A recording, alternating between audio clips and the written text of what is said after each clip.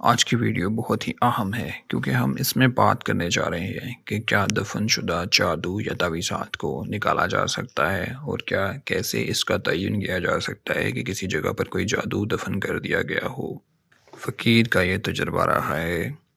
کہ ہمارے پاس ایسے بہت سارے مسائل آئے ہیں کہ جس کے اندر لوگ یہ دعویٰ کرتے نظر آتے ہیں کہ ان کے گھر پر کسی نے جادو کر دیا ہے، یا ان کے گھر کی بنیادوں میں کسی نے جادو ڈال دیا ہے، یا ان کے کسی جاننے والے نے ان کے گھر کے اندر یا کسی چیز میں دہلیز میں کوئی چیز دفن کر دی ہے۔ یہاں پر سب سے اہم بات تو یہ ہے کہ کالا جادو کے اندر بہت سارے جادو کے ایسے طریقے اور سفلی عملیات ایسے بھی ہوتے ہیں جو کہ راہ گزر میں دفن کرنے کے لیے بھی استعمال کیے جاتے ہیں۔ اسی طرح اگوری مذہب کے اندر بھی جہاں پر ہندو اور بدھا سے چلتا ہوا جادو آ رہا ہے، وہاں پر بھی جانوروں کے سروں کے اوپر، یعنی کہ جو جانور مردہ ہو گئے ہوں یا جن کا سر ان کے تن سے جدا کر دیا گیا ہو، ایسے جانوروں کے سروں کے اوپر مختلف قسم کے محبت کے گندے عملیات بھی کیے جاتے ہیں، جسے نہ صرف ناجائز خواہشات کو پورا کیا جاتا ہے بلکہ ایسے جانوروں کے سر کو استعمال کرتے ہوئے ان پر عمل کر کے راہ میں دفن کرنا، یعنی کسی شخص کی گزرتے ہوئے راستے میں دفن کرنا، اس کو جادو میں لپیٹنے کے لیے، اور اس کے ساتھ ساتھ اس کے گھر میں بھی دفن کیا جا سکتا ہے۔ اکثر لوگ یہ بھی دعویٰ کرتے ہیں کہ کسی نے اونٹ کی ہڈی کے اوپر کوئی عمل کر کے ان کے گھر میں دفن کر دیا، یا سے کے کانٹے پر کوئی عمل کر دیا ہے۔ جی ہاں، جادوگر ان سہ کے کانٹے، بالوں اور اسی طرح کی جو دوسری گندی چیزیں، یعنی کہ ناخنوں، جو کہ جانوروں کے یا غلیظ جانوروں کے ناخن، کانٹے اور بالوں کو استعمال کرتے ہوئے، یا سر کو استعمال کرتے ہوئے، یا سینگ کو استعمال کرتے ہوئے بھی عمل کرتے ہیں۔ دوستو، اگر آپ نے ہمارا چینل ابھی تک سبسکرائب نہیں کیا تو اس کو سبسکرائب کر لیں، کیونکہ آج کی ویڈیو میں ہم آپ کو بتا دیں گے کہ کس طریقہ سے آپ اس طرح کے مدفون جادو، یعنی کہ جو دفن کر دیا گیا ہو اور اس کی کوئی بھی حالت ہو، یعنی کہ وہ تعویذ ہو یا کسی کھال پر کیا گیا عمل ہو یا کسی کانٹے پر کیا گیا عمل ہو، اس کو کیسے اپنی جگہ سے نکال سکتے ہیں۔ ہمارے چینل کو سبسکرائب کر لیں، کیونکہ آپ جس میں جان چاہیں گے، اور بہت سارے اگر آپ کسی بھی روحانی مسئلے کا شکار ہیں تو انشاءاللہ اللہ تعالیٰ اس معلومات کی مدد سے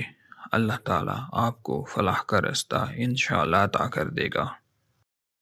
تو ہم بات کر رہے تھے مدفون جادو کی۔ اگر آپ کو اس چیز کا تعین کرنا ہو تو بہت سارے لوگ عاملین آج کل یہ دعویٰ کرتے ہیں کہ وہ آپ کا مدفون جادو نکال دیں گے، یعنی کہ دفن شدہ چیز کو نکال دیں گے۔ اکثر ڈھونگی اور دھوکے باز لوگ یہ بھی کرتے ہیں کہ خود سے ہی ایسے جادو کو دفن کر دیتے ہیں اور آپ سے پیسے بٹورنے کے لیے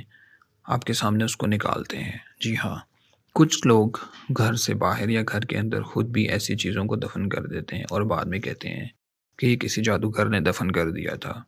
تو ایسے جعلی لوگوں سے اپنے آپ اور اپنے ایمان کو بچائیں، کیونکہ آپ اس پر اور اس کے غیب پر، یعنی کہ جس بات کا اس کو علم نہیں، اس پر یقین لے آتے ہیں، اور جب دیکھتے ہیں کہ وہ شخص یہ کر رہا ہوتا ہے تو آپ مزید مطمئن ہو جاتے ہیں کہ جی ہاں، اس کے پاس تو کوئی روحانی قوت یا طاقت ہوگی، اسی لیے یہ مدفون جادو کو نکال رہا ہے، یعنی دفن شدہ جادو کو زمین سے نکال رہا ہے۔ فقیر کے پاس ایسے مسائل بھی آئے ہیں جہاں پر جعلی عاملین نے خود سے ہی ایک شخص کا پتلا دفن کیا اور بعد میں اس کو نکال لیا، اور بعد میں اس شخص سے بھاری رقم کا مطالبہ کیا اور پیسے بٹورنے کے لیے اس کو بتایا کہ تم پر کسی نے موت کا جادو کر دیا ہے، یعنی کہ کوئی سفلی عمل کر کے پتلا دفن کر دیا ہے۔ تو ایسے لوگوں سے اپنی جان اور مال کو بچانا اور اپنے ایمان کو بچانا، یہ آپ کی اپنی تدبیر ہونی چاہیے۔ تو اب بات کر لیتے ہیں کہ مدفون جادو کو نکالنے کا کیا طریقہ کار ہے۔ دفن شدہ جادو کو نکالنے کا سب سے بہتر طریقہ اللہ کا ذکر ہے۔ آپ لا الہ الا اللہ کو 70,000 دفعہ ورد میں لے آئیں۔ 70,000 دفعہ ورد میں لانے کے بعد اس کو کسی پانی پر دم کر لیں اور اس پانی کو اپنے گھر کی دیواروں پر چھڑک دیں۔ ایسا کرنے سے وقتی طور پر تو جادو اللہ کی مدد سے، یعنی اللہ کی مدد سے وہ جادو اپنی جگہ سے اکھڑنا شروع ہو جائے گا۔ آہستہ آہستہ آہستہ آہستہ اس کا اثر زائل ہونا شروع ہو جائے گا۔ اگر ایک دفعہ میں مدفون شدہ جگہ سے وہ چیز برآمد نہیں ہوتی جس کا آپ کو شبہ ہے، کیونکہ بہت سارے ایسے مسائل صرف شبہ پر مبنی ہوتے ہیں، یعنی لوگوں کا شبہ ہوتا ہے کہ یہاں پر کوئی چیز دفن ہے، تو بجائے اس کے کہ آپ اس تمام جگہ کو کھود کر اس کو نکالنے کی کوشش کریں، آپ اس عمل کو کریں جو میں نے آپ کو بتایا، یعنی کہ لا الہ الا اللہ، لا الہ الا اللہ کو 70,000 دفعہ خفی و جہر طریقہ سے، یعنی اتنی آواز سے کہ جو آپ زبان سے پڑھیں اور آپ کے کان کو سنائی دے۔ خفی و جہر یعنی بہت زیادہ خفی بھی نہ ہو، بہت زیادہ خفی کا مطلب یہ ہے کہ آپ اتنی ہلکی آواز سے پڑھیں کہ آپ کے اپنے کان کو سنائی نہ دے، اور جہر کا مطلب یہ ہوتا ہے کہ آپ اتنی اونچی آواز میں پڑھیں کہ آپ کے کان اور آس پاس کے لوگوں کو بھی سنائی دے۔ تو خفی و جہر طریقہ سے لا الہ الا اللہ، لا الہ الا اللہ، لا الہ الا اللہ، اس طریقہ سے اس عمل کو کریں۔ اور بہتر طریقہ یہ ہے کہ جہاں پر آپ کو جادو کا شبہ ہو، سوائے جہاں پر جو غلیظ جگہیں ہوتی ہیں جیسے کہ واش روم وغیرہ، اس کے علاوہ آپ گھر میں پاک جگہ پر جہاں پر آپ کو شبہ ہے کہ یہاں پر جادو دفن ہے، وہاں پر آپ اس عمل کو کریں۔ ایک دفعہ عمل کرنے سے آپ ایک عمل کو 7 دن میں بھی مکمل کر سکتے ہیں، 5 دن میں بھی مکمل کر سکتے ہیں، کیونکہ لا الہ الا اللہ